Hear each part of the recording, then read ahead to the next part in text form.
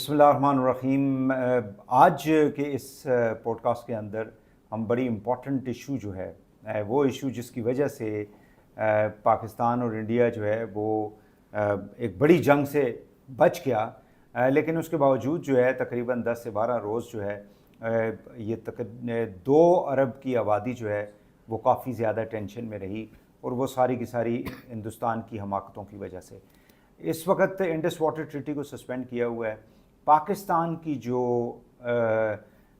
कितना ज़्यादा हम डिपेंड करते हैं, इन्हिसार करते हैं जिन 3 दरियाओं का तस्करा इंडस वाटर ट्रीटी में किया गया, जिसमें चनाब है, झेलम है, सिंध है, और पाकिस्तान की जो एग्रो बेस्ड इकॉनमी है, स्टिल आगे जाके हाईटेक की तरफ हम बढ़ेंगे, लेकिन अभी तक हम जो है हमें अपनी ज़राअत के ऊपर बहुत ज़्यादा इन्हिसार करना पड़ता है। मेरे साथ मौजूद हैं एक बहुत ही अहम शख्सियत, इंजीनियर हैं आप बुनियादी तौर पे, अरशद अब्बासी साहब, और पिछले 3 से 4 दहाइयों से जो है वो इस शोबे के साथ मुंसलिक हैं।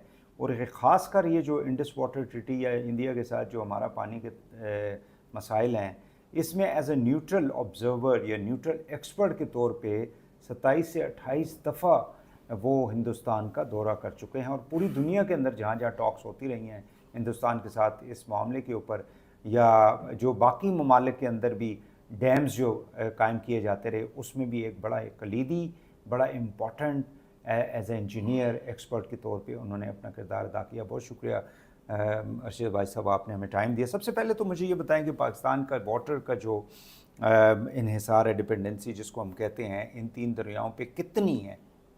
वही एक तो बात यह है कि जो इंडिया से जो पानी आ रहा है हमारे इंडस रिवर सिस्टम पे, आप कह सकते हैं 45 से 48%। एक श्योक रिवर है जिसका नाम लोगों ने नहीं सुना होगा, एक दरिया सिंध है, दरिया झेलम है, दरिया पंच है, नीलम है और चनाब है।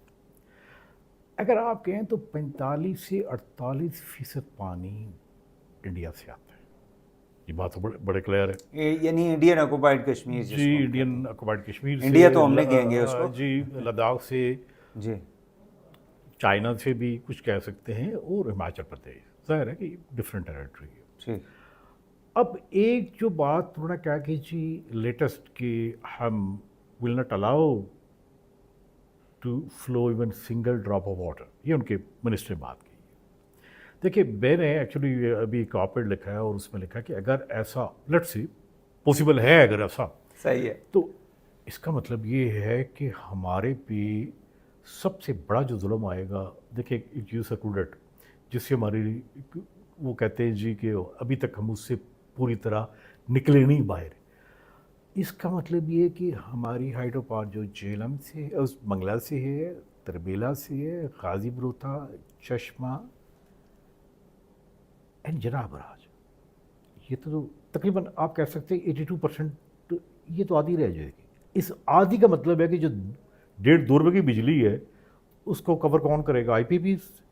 और इसका मतलब पाकिस्तान का जो पावर सेक्टर है, जो कि फाउंडेशन है इकानमी की, हम तो क्लैप्स हो गए, यानी बैठे बैठे क्लैप्स हो गए। यानी पानी से जो हम दूसरी आपने बात कही कि जी ये पानी तकरीबन बनता है, क्वान्टिफाई अगर करें यानी मिलियन एकड़ फीट में, तो आप कह सकते हैं कि 50 से 60 मिलियन एकड़ फीट। और ये इंडियंस ने कैलकुलेट किया हुआ है 50 से 60 मिलियन एकड़ फीट। मिलियन एकड़ फीट का मतलब ये हुआ कि 6 करोड़ हो गया ना।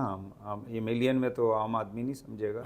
6 करोड़ से ज़्यादा, 6 करोड़ एकड़ फीट। एकड़ फीट का मतलब ये है, 1 एकड़ फीट का मतलब ये है कि 1 एकड़ के ऊपर अगर 1 फुट पानी खड़ा हो उसे 1 एकड़ फीट कहते हैं, राइट। इसकी जो मार्केट प्राइस है एग्रीकल्चर पॉइंट ऑफ व्यू से, वो आप कह सकते हैं कि 60 MF की कीमत है कम से कम $90 बिलियन। 90 billion dollar.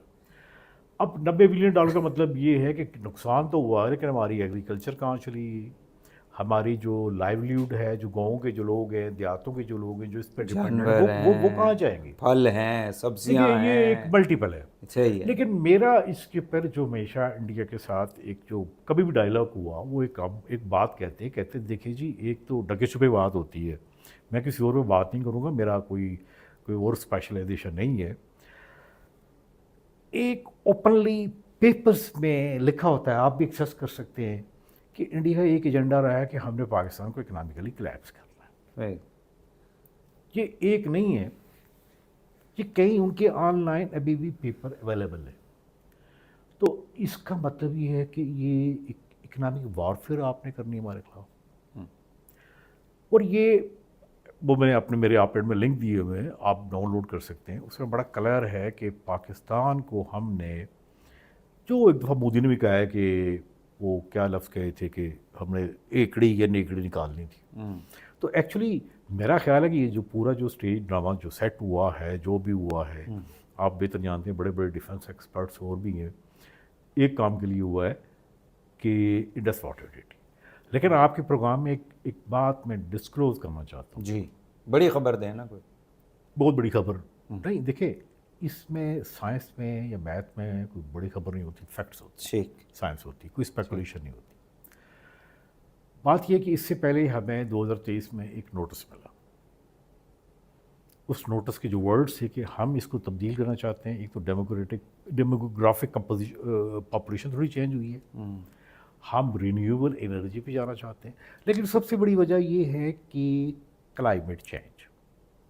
और क्लाइमेट चेंज के लिए उनकी, ये किसने भेजा था? देखिए ये इस तरह है कि ज़ाहिर है कि जो भी बंदा इस सेक्टर में काम करता है वो बड़ा करंट रहता है।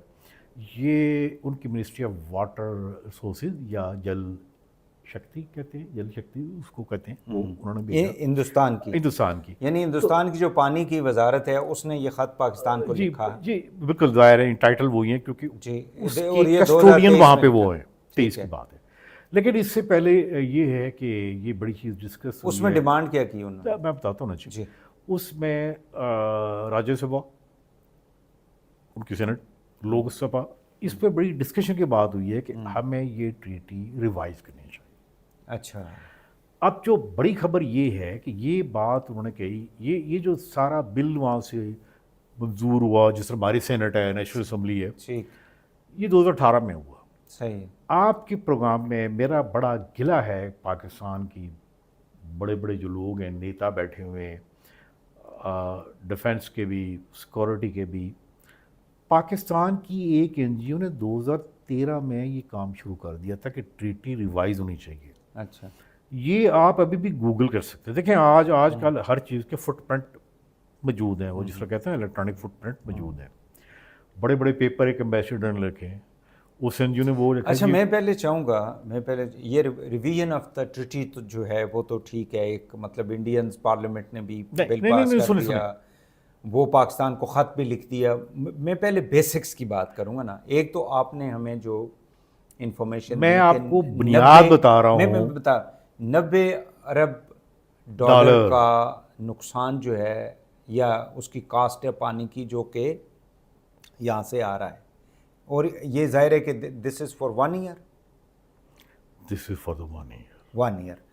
अब मुझे एक साल के लिए काफ़ी नहीं है इतना नुकसान। हाँ, इतना नुकसान तो एक दिन के लिए भी बहुत काफ़ी है, 365 दिन तो बहुत बड़ी चीज़ है। अब मुझे ये बताएं कि अब हमारी अब ये जो पानी इन्होंने बंद किया हुआ है, इससे किस हद तक हमारी अभी की जो, देखिए अभी उनके पास कोई ऐसा इंफ्रास्ट्रक्चर अवेलेबल नहीं है, एक्सेप्ट कि मेरे क्लैरिफिकेशन एक प्रेस रिलीज भी दी थी जी, कि एक काम वो कर सकते हैं कि जो उनके जनाब के बने हुए हैं, दिलस्ती बना हुआ है, खरसलास तो सेडिमेंटेशन हुई है, बगलियार बना हुआ है, या किशन गंगा है, या उरी 1 उरी 2 है, तो वो इतना बड़ा ज़्यादा फ्लो से मैनिपुलेट कर सकते हैं। अच्छा, पानी रोका हाँ, आजकल के दिनों में, या पानी और रिलीज़ कर दिया पानी जब फ्लड के दिनों में, राइट।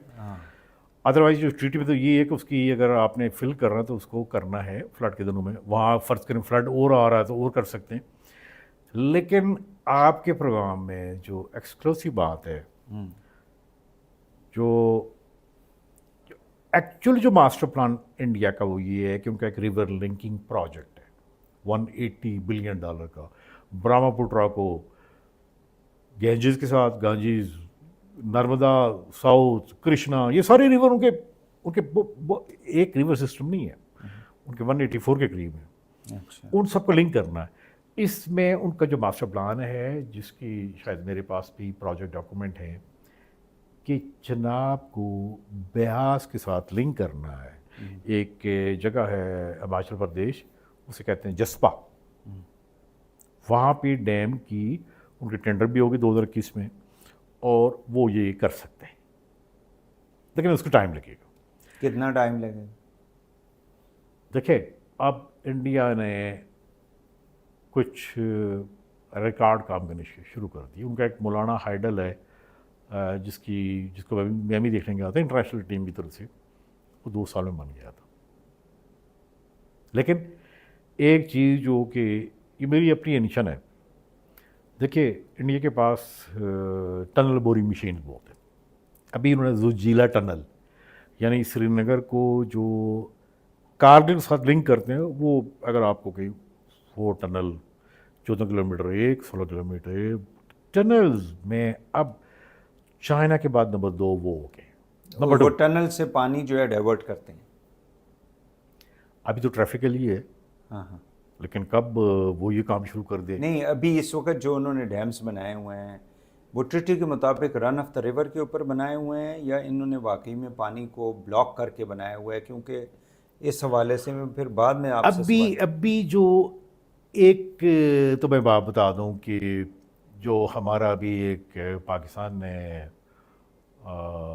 840 मेगावाट रेतीले चनाब के ऊपर ऑब्जेक्शन किया था, वो दूसरा सवाल कोड था।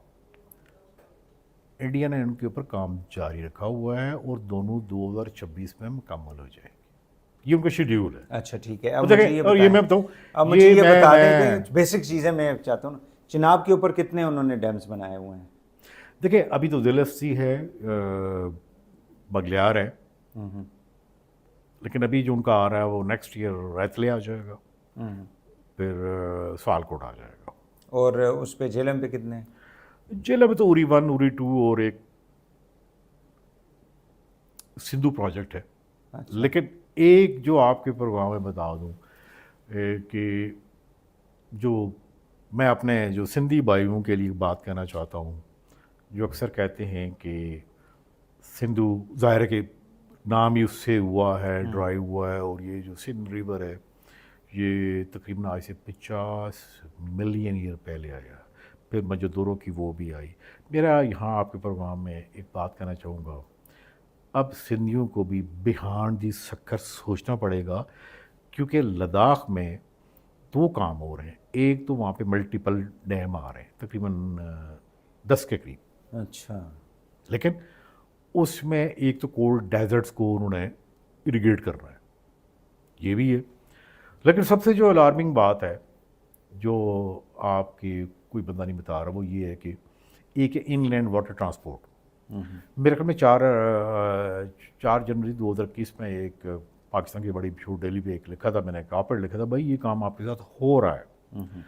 तो ये झेलम के ऊपर, चनाब के ऊपर और दरिया सिंध के ऊपर इनलैंड वाटर ट्रांसपोर्ट वो शुरू कर रहे हैं। उसमें बैराज, जाहिर है कि वो वहाँ हिली एरिया है, वो रिवर के ग्रेडियंट है, तो वो फिर बैराजेज यूँ स्टेप्स में बन रहे हैं।